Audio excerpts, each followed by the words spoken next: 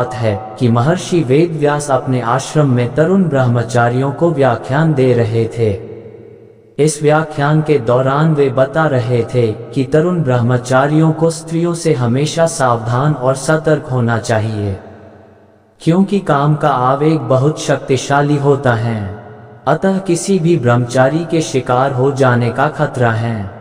ये सुनकर वहां उपस्थित ब्रह्मचारियों में से एक तरुण ब्रह्मचारी खड़ा हुआ और बोला, गुरुजी, आपका कथन गलत है। मुझे कोई भी स्त्री अपनी ओर आकर्षित नहीं कर सकती। मैं पूर्ण ब्रह्मचारी हूँ। वेदव्यास जी बोले, एकलव्य, तुम्हें जल्द ही अनुभव हो जाएगा। मैं अभी कुछ दिनों के लिए बाहर जा रहा हूँ। मैं 3 महीने में लौटूंगा। सावधान रहना और अहंकार में आकर अपनी अति प्रशंसा मत करना। महर्षि वेदव्यास ने अपनी योगिक शक्ति से एक ऐसी सर्वांगपूर्ण सुंदर युवती का रूप धारण कर लिया, जिसके हृदय को भेदने वाले तीखे नयन, जिसका चेहरा सौम्य की तरह सुहावना और मोहक तथा जिसका शरीर अति सुंदर वस्त्रों से सुसज्जित था। ये सुंदर युवती संध्या के समय एक पहाड़ पर एक पेड़ के नीचे जाकर खड़ी हो गई। अचानक बादल इकट्ठे हो गए और वर्षा प्रारंभ हो गई।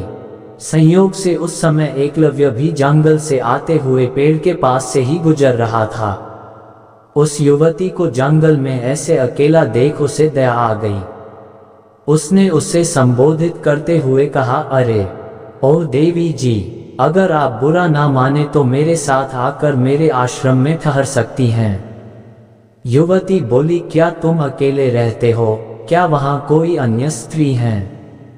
एकलव्य ने कहा, मैं अकेला हूँ, परंतु आप निश्चिंत रहिए देवी।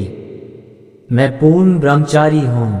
मुझे काम पीड़ित नहीं कर सकता। मैं संपूर्ण विकारों से मुक्त हूँ। आप वहाँ निसंकोच रह सकती हैं। युवती बोली, एक तरुण कुमारी कन्या का एक ब्रह्मचारी के साथ रात्रि में अकेले रहना उचित नहीं है। एकलव्य ने कहा, ओ देवी, भयभीत मत होइए। मेरा विश्वास कीजिए, मेरा ब्रह्मचर्य पूर्ण है। मैं शपथ लेता हूँ कि आपको कोई हानि नहीं होगी। तब युवती रात्रि में उसके आश्रम में रहने को सहमत हो गई और युवती आश्रम के अंदर सोई। लगभग आधी रात के समय एकलव्य के मन में वासना की ललक उठी, किंतु उसने इसे टाल दिया और फिर से सो गया।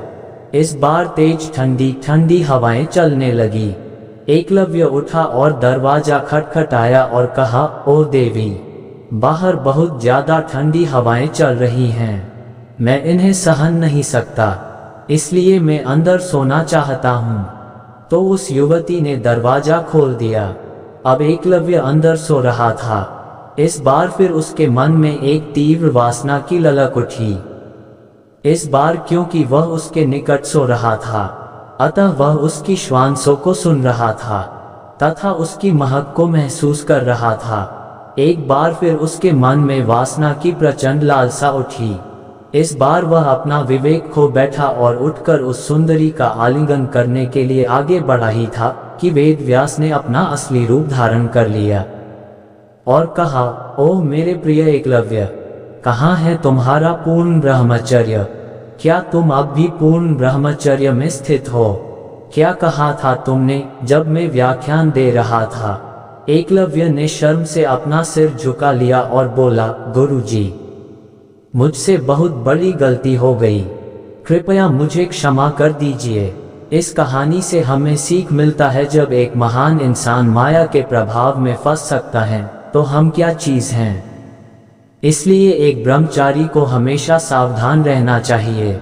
इस तरह का ज्ञानवर्धक कहानी सुनने के लिए हमारे चैनल को सब्सक्राइब करें।